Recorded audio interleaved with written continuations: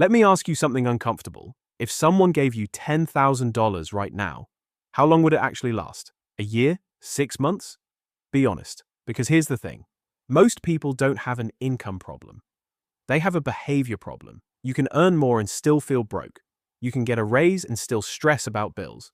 You can hit your next level and somehow still live paycheck to paycheck. That's not bad luck. That's habits. And the dangerous part. The habits keeping you broke don't feel dramatic. They feel normal, responsible, even deserved. If you're someone who works hard, earns a decent income, but still feels like you're constantly resetting back to zero, make sure to hit the subscribe button and give this video a thumbs up if this helps you out.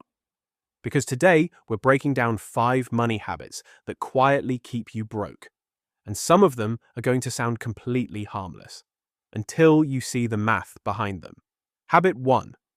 Upgrading your lifestyle. Look, this one feels harmless. You get a raise. You upgrade your apartment. You start flying better seats. You eat at nicer places. You tell yourself, I deserve this. And you do. But here's what most people don't realize. According to the Bureau of Labor Statistics, consumer spending increases almost proportionally with income. In simple terms, when people earn more, they spend more almost automatically. Let's do the math. You get a $5,000 raise. After taxes, maybe that's $3,500 extra per year. That's about $290 per month. Now you upgrade. $150 more on rent, $80 more on dining, $60 more on subscriptions and quality of life. That's $290. Your raise disappears, and your savings rate? Still zero. This is called lifestyle inflation. The fix? When you get a raise, automatically save at least 50% of the increase before you adjust anything else. You'll still feel rewarded, but you'll also build wealth. Habit 2. Treating small expenses like they don't matter. It's just $8. That sentence has destroyed more financial futures than most people realize. Average American spends over $3,000 per year eating out, according to the Bureau of Labor Statistics. That's $250 a month. Invest $250 per month for 10 years at a 7% return. That's roughly $43,000. This is where it gets really interesting. It's not about the coffee, it's about opportunity cost. Every small recurring expense is not just the money spent, it's the future money it could have become. Now, you might be thinking, so I'm supposed to never enjoy anything. No, that's not the point. The point is intentional spending. If you consciously choose the $8 coffee because it genuinely improves your day, great. But if you're buying it out of routine, boredom, or habit, that's different. The psychological force here is automation. Habits remove decision-making.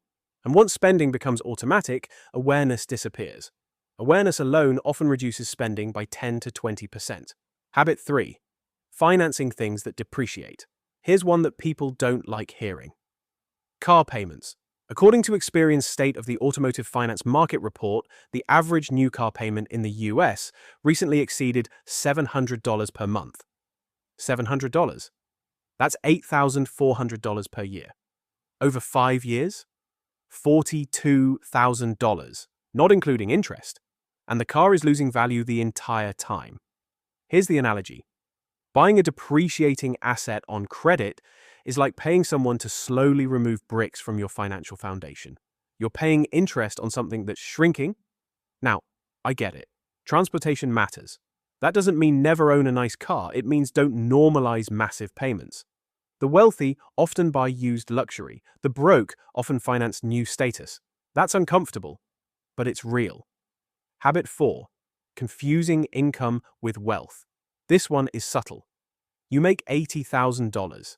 Your friend makes $50,000. You feel ahead. But according to the Federal Reserve Survey of Consumer Finances, a significant percentage of Americans cannot cover a $400 emergency without borrowing. Income is what you earn. Wealth is what you keep. Here's a simple equation.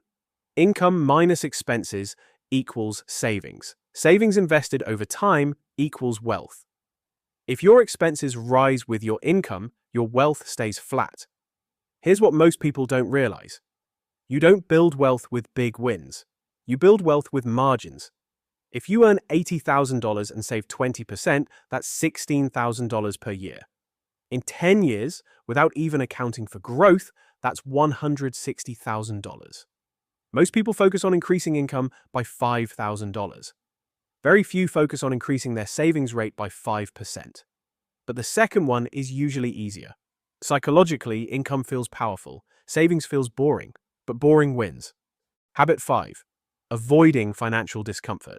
This one is the root of everything. Look, budgeting feels restrictive. Checking your account feels stressful. Talking about money feels awkward. So people avoid it. And avoidance has a cost. When you ignore your finances, small leaks turn into floods. Here's what most people don't realize. Financial anxiety decreases when clarity increases, not when income increases. You can make $150,000 and still feel broke if you don't know where it's going. But you can make $50,000 and feel in control if you know your numbers. Now, you might be thinking, okay, this sounds good, but where do I actually start? Here's your simple action plan. 1. Track every expense for 30 days. No judgment, just data. 2. Calculate your savings rate. If you make $4,000 per month and save $400, that's 10%. 3. Audit subscriptions and recurring payments. Cancel anything that doesn't clearly improve your life. 4. Automate investing immediately after payday.